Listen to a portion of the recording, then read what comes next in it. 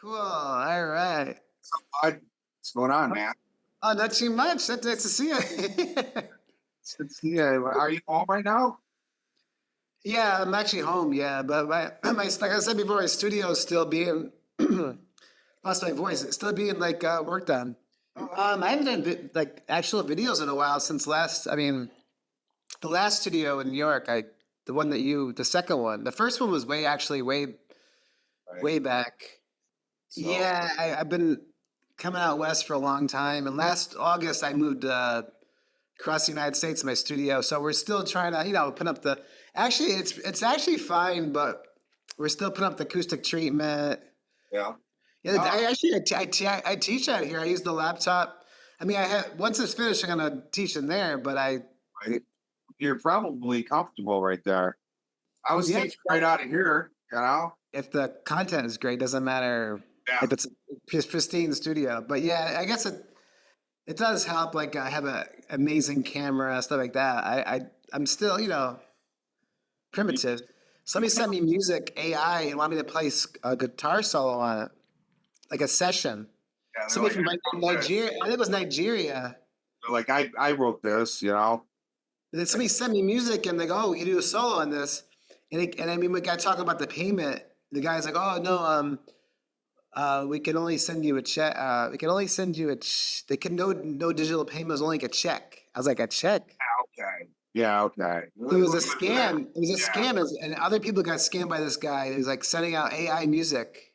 But yeah, AI can backfire sometimes. So you kind of knew that it was, not legit. Yeah, because they got talking about the money. Like it was like, she does check these days. Yeah, who does checks?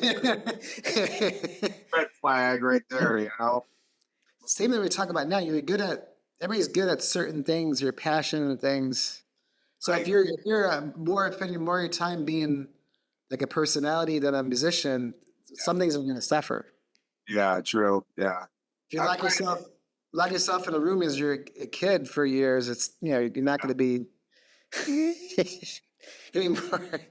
Yeah, that's the thing about the kids these days. My daughter's the same way. My teenage daughter. I mean, her whole social life is literally online. And her interaction and her friendships and everything that she does, and and that's what I think.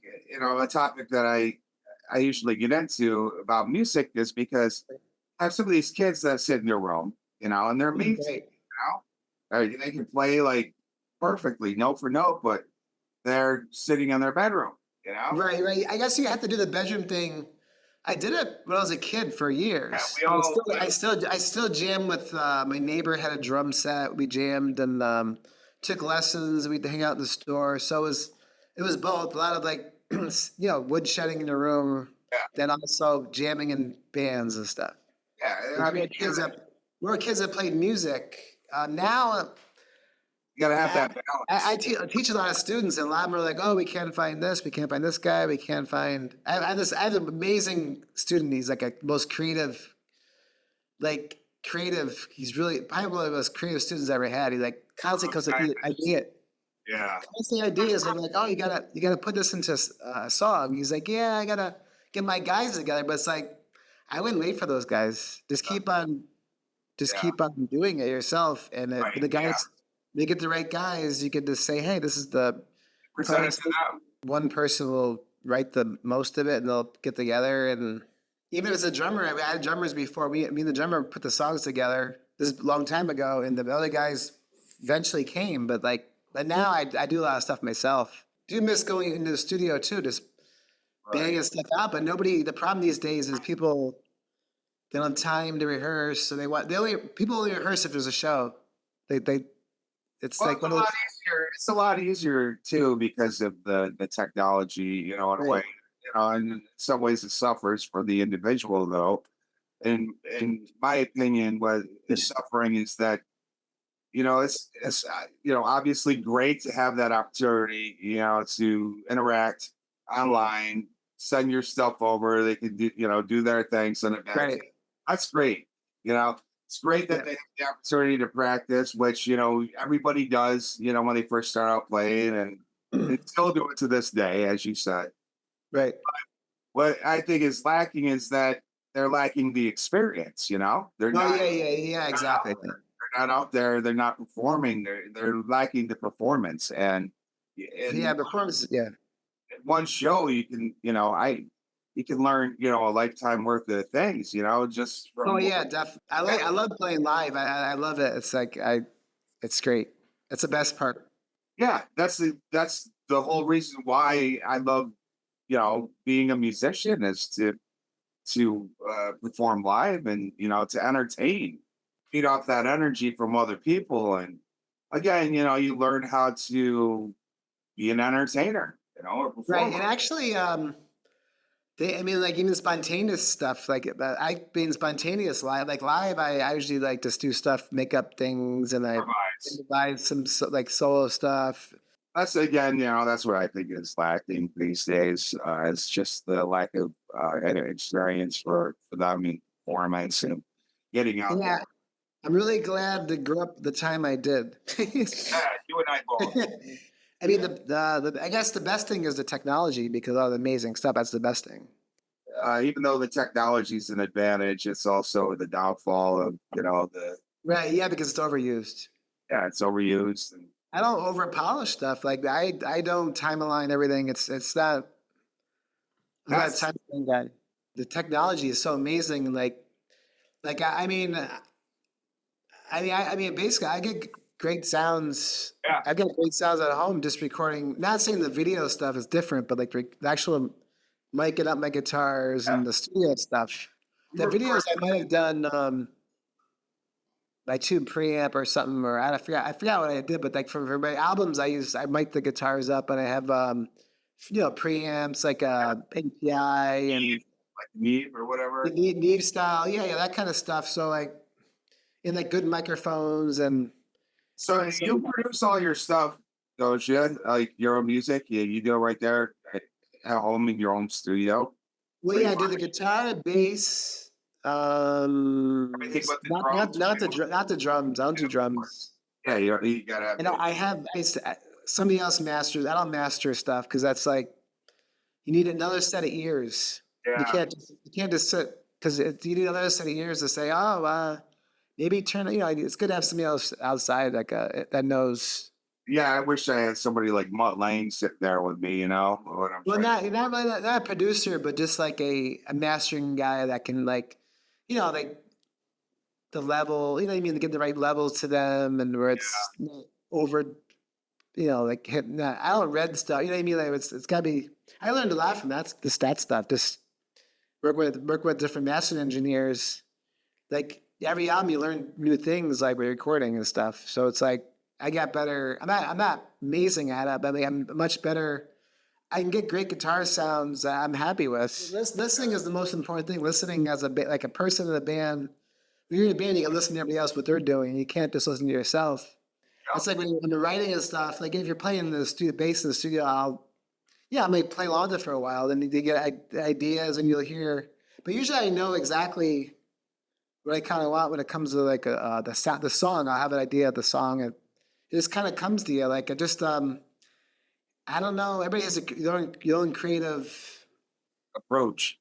Things always came to me all the time. You Like hear it in your head already, I right? always have ideas all the time. Like I get tons of ideas and stuff. I'm not saying it's incredible all the time. I'm saying I always get ideas that just come to me. This happens. Work with. I don't know where it comes from. Sometimes it's just like I mean. I It's think like a natural part. a lot of people have that. I think it's like you have to let it happen. You can't just Yeah, debunk it when it comes. Like you can't be like, oh, that sucks. You gotta like kind of you'll know if it sucks if you yeah. listen. You gotta just keep working with it and develop it. Like I can relate to that because I know there's stuff like that I've written that I was going to give up on originally. Right. And when I pushed myself to finish it, at least finish it, right? Oh And yeah, then, yeah, yeah. That's the most important. Finish is the most important thing. yeah, so at least finish it. And then, if it may turn out to be the best thing you've ever written. About that, usually the songs that come fast are usually the best things. That just Right. sometimes things can happen like a whole entire song that can just come right out. And I So, teach them to be creative. I teach them, my students. I don't teach them to be typewriters. Like I might show them the solo. I'll tell them exactly what scale they're using. I'll tell them, hey, maybe like improvise this section. I think it's most important to teach people like how to be creative, make them creative instead of just being like, like note for note. I mean, some things you have to play really note, like a Randy Rhoads solo, you got to kind of hit it. But like you got to tell them like, oh, it's the Aeolian with blues scale mixed together, a little bit of harmonic minor. You got to tell them exactly what it is. So like, as a teacher, I try to bring the creativity out of them, that's awesome. Yeah. not just everybody's it's Give it spontaneous. to 'em Everybody's like something spontaneous. that you can get in a book. Here's all the scales. Good luck. Actually, the only book I use for lessons is for a beginner book. If I'm teaching a kid how to read music, Hmm. I Yeah. might, I might, or maybe a theory book. Maybe a theory book I might like as a general thing that they can read up on. Maybe, but I like doing everything from like spontaneously, like watching them play and seeing like, oh, well, you're alternate picking every other time. You're not really, and like fixing things, like Learning creative. experience for you too, as a teacher. Oh yeah, yeah, you learn. Yeah, That's what I love. I teach since high school. Yeah. I Since taught 10th grade. I taught for like 20 years and over in fact that's when I first, kind of indirectly met you because you were teaching on new music. Oh yeah. I was ready. Like I was saying before, some people are more creative on one side and more analytical on one side, but it's got combining. I like combining it, not because just because it's like that kind of person I am, where I have to know about things. I like to like elaborate on Dissect stuff to everything. make a. I like doing the same thing over and over again. I like to kind of like new things I learn. I might incorporate in this other kind of stuff, and I'm not saying not everything's not great, but I'm saying if I like it, hopefully other people will like it too. Like the important thing is me liking it first. What I'm doing. Well, Yeah, yeah. I Like if you like what you're doing, everything else is easier. yeah. You're Yeah. doing a job that you hate, you're not going to be good at it. So Yeah, it's like if you love something, that's a lot of stuff happens. It's That's a good point. That's a good point because if you're not passionate about what you're doing in the first place, you're not going to bring your game. You're not going to, your creativity is not going to flow. And um, it's not going to be natural. It's going to be forced if you're 100% passionate. you usually know when you're a kid exactly. It comes out when you're younger. That it usually comes out of your niche basically. Some people have never. They're always like, oh, I like to do this, like to do that. I should do this. They kind of bounce around too much. You really have to like. I don't know. I dabble in other stuff, but like if you want to be good at something, you got to be like on that in particular instrument. Yeah, Vivid. there is people that like Mozart that can do but usually everybody has their. But Mozart, yes, he played violin, but he's more of like a Yeah. piano. That was his main instrument, but he could play everything. And like same with Prince, like guitar was his thing and piano, but like but so Sorry, he was a musical genius. He was, yeah, I mean, a lot of it's talent and also work. He spent a lot of work doing that stuff like that. So a lot of this stuff, the mind and the music, it's connected, but you have to right. let it happen, and just like this the little things can become big things. Like I don't know. I guess any little idea can turn into a big idea. Yeah. A little progression can turn into. Like you were saying earlier, that song that you were talking about, that just kind of came to you or whatever. Yeah, Uh, a lot of stuff happens to me like that, where it just that's even if I just in the studio, like my first the Total Freedom CD, I actually most of it I walked in the studio that day and like, the engineer be like, what are we doing today? I'm like, let me just mess around. I purposely did that, purposely, just like spontaneously So come up with a lot, most of the album in the studio. it's fresh and inspired. It was Yeah, and I inspired. still I need a lot of space. Like if I'm recording stuff, you know, I'll play along with it, and I can kind of hear. You kind of hear what you kind of want, but it takes some time. It can take some time, but, you know, like if you're improvising along with to like a backing track of a solo you're trying to write. It can take some time. You play along with it, and you might get a cool idea that like kind of leads from there. It just kind of happens sometimes. You don't know Now, where it comes from. now when you're recording your solos, which I am assuming, it's all improvised at one time or another until you Yeah. develop it. But um, you go in and you just have the backing track and you'll play like play over it like 20 times until you really. Yeah. That's what I do That until I same start thing. getting I did my that. Then you kind of hear some things, and there might be things in the middle like you're not like. You might be like, I made this idea. I'll go with that idea, and you kind of start you put things the just happen. but yeah, that that flow and that seem more that fit the song, because you're playing Yeah. for the song, you're playing for the song. That's something I had to learn how to do too. Is Oh play yeah, for yeah, yeah. the song itself and not play 50,000 notes just because it's cool. Another thing I want to bring up too, which drives me crazy. It drives me nuts that the people that they call trolls that like, if you're shredding, like, oh, there's no, you're not playing any feel. That's totally like people on Facebook. I'm not saying like when you're playing fast, there's melody. There is melody going on. Like when you're improvising fast. There's melody going on when you're playing quick because you have a point A and point B where you're going to. You're not just playing random notes. Like I always think of when you're the contour of the thing. Like you're playing, you're hearing where you're going. Crazy. Are you Even talking though about you're playing it fast, you're still thinking of the melody and the feel. There's still a feeling behind it. crazy? Like I don't know. I think I posted a sound check thing at the show in New York. I was just like testing gear. The guy was like, "Oh, there's no melody and no feel." I was like, "I'm a sound check. I'm just testing the Yeah. gear." But Wow. but anyways, but people will still comment crap like that where it's like there's no emotion. It doesn't mean the myth is playing slow. Only playing slow is feel. That's crap. Totally. When you get locked, when you're like a fast musician, like a fast, I don't know, violin player, there's still emotion and feel in that. I mean, they can be blazing at 64th notes at 100 something beats. There's still a feel behind that. It doesn't mean they're playing slow. There's feel. I wish people would like get educated over the feel, fast, slow. But I hear that a lot when you're. That's one thing we bring up, the virtuoso things. People always like, oh, he's no feel. They think because you're not playing slow. But that's a big thing that a lot of shredders probably bring up.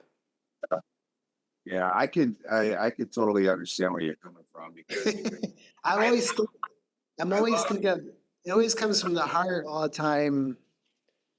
Yes, your mind is actually your mind. You don't think like you usually think when you're practicing, but you're playing live. You're not thinking. You're thinking about. You should be thinking about. Your being mind in should the be. moment, being in Yeah, the you're in the moment. moment. You're not. You should be thinking when you're thinking about when you're playing. You're usually messing up sometimes. When you're thinking Yeah, about analyzing, if your mind steps in, and you're playing live. Sometimes it can be harmful because you're kind of overthinking. Like if you're like, you might just like mess up because you're like, if you just let it flow and like guessing yourself, when you for the start. mind and the music, it's mind heart. It's Yeah. like hearts.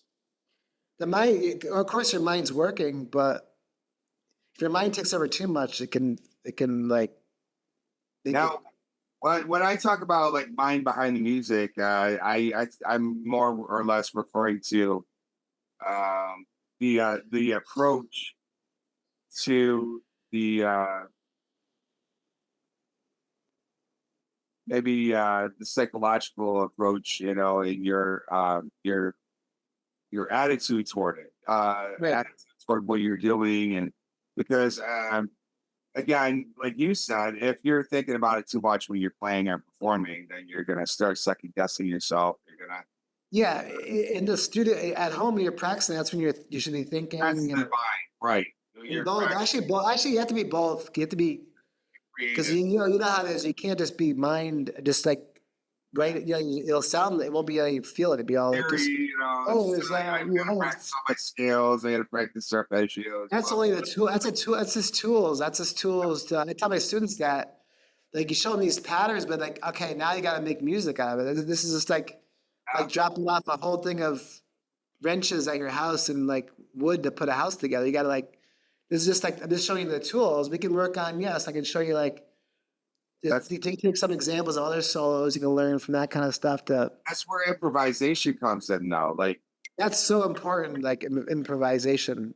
what I used to do with my students and myself is that when I would teach them a particular skill or a technique or whatever like that, you know, I would end off the lesson like the last 5, 10 minutes of it where, you know, I played a rhythm and then I would have them, you know, I would say, okay, now incorporate what we just That's the learned. best. That's the best thing. Yeah, you have to like hear. You have to hear it first too. Like Yeah, it's your ear. Your ear is so important to hear the sound that the new sound that you're trying to do. That takes a while to be able to.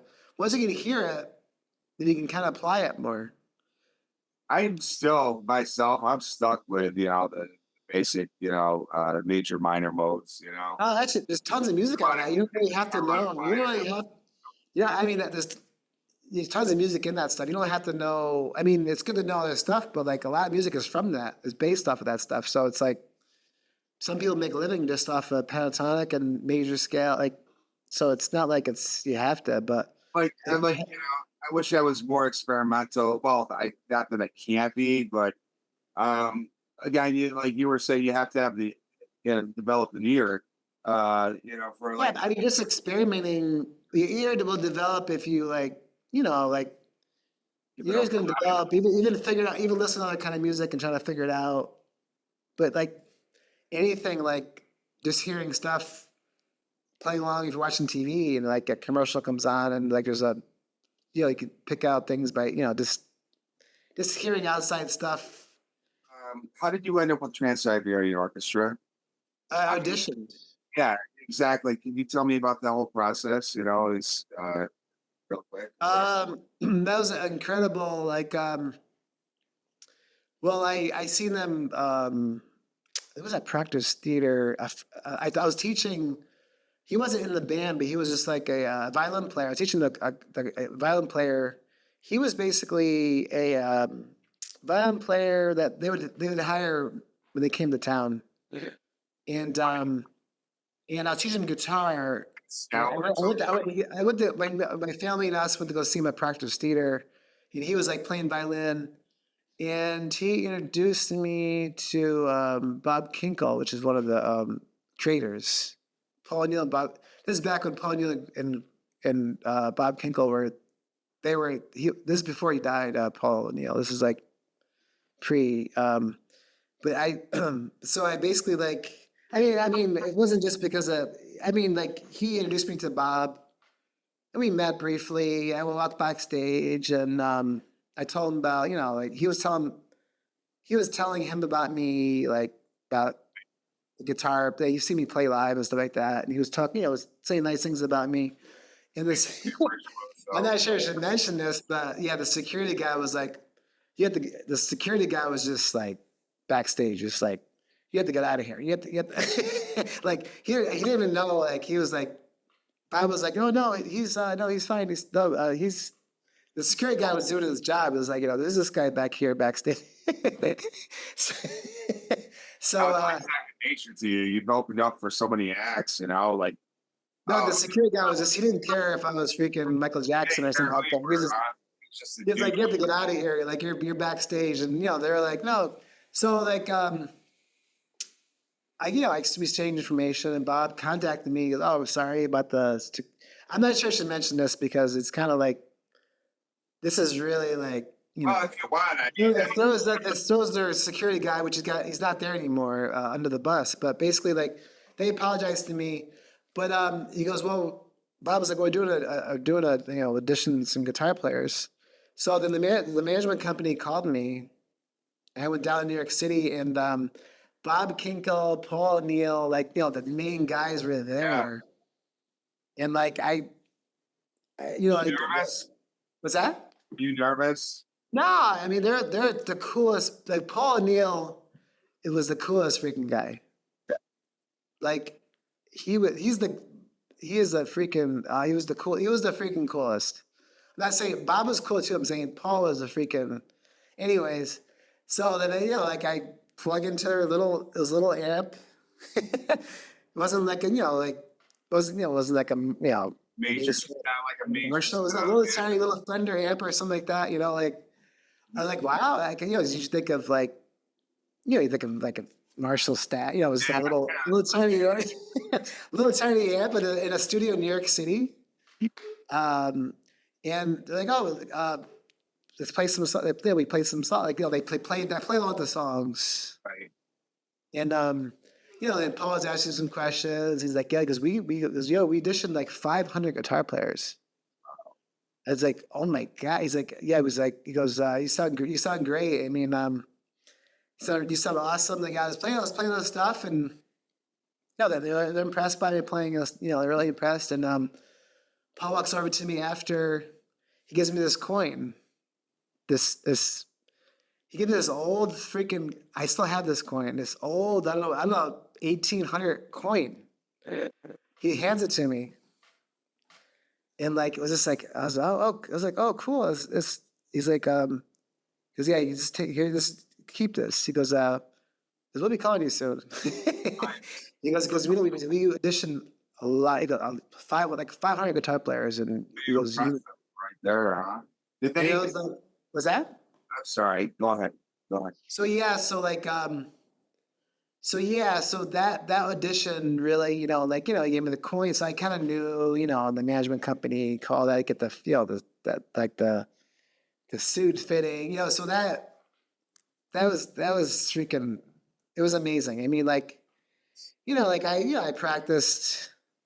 I mean, I worked on the material, and you had to play both part. I put a lot of work into it too, but just it was comfortable, chill, and just amazing musicians, and he was amazing. Yeah, they're still together. They're still doing. Oh yeah. After he passed away, yeah, like that's a lot of his ideas. He was just. It basically was. It's like he wanted Pink Floyd. He wanted the Pink Floyd light show with a rock band. Doing classical music. I loved the music. So it was good, but I even though I did that, I still like writing my own music and doing my own. But it was a good experience for you. Was that? It's an amazing experience for you. Oh yeah, because everybody, like, it's like a high level of musician bar. It's like now you show up to a band practice and I don't know the bass part. It's like rehearsal. Everybody fucking knew the stuff. Everybody knew shit. Like everybody knew stuff inside and out. Of course, you'd like work out some things, but everybody had shit like now these days. It's not. I'm not saying them, but musicians these days, it's like they ask for more money and they don't have their stuff down. It drives me nuts. So it's like the level of even before that, just we always practice every single week, like 3 times a week. We rehearse. Now people only rehearse if you have a gig lined up. You can't just call somebody and go, let's get together and get songs. They want how much money to get paid. It's like, so that basically, even though like I was always disciplined before that, but just working with incredible people that are on that same level is inspiring. I'm the same. I'm like, people might think I'm a dick because I'm very selective on who I collaborate with. I'm very selective on who I talk to, and I feel that I put this time and effort and energy and school and education and money and everything. Right. But so I expect more of myself, and I like to surround myself with people that are on that level, you know? Yeah, yeah. I like Because that also I have profession. another part too is like if somebody's a really nice guy and really wants to learn, Yeah. I may take him over somebody that's incredible but not Chemistry. nice. Yeah, having the good A chemistry. drummer in California that I have that he's in like 100 cover bands now.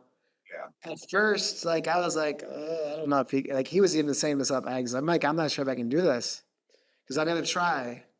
But he actually he spent a lot of time and he actually learned a lot of my like learned all my stuff.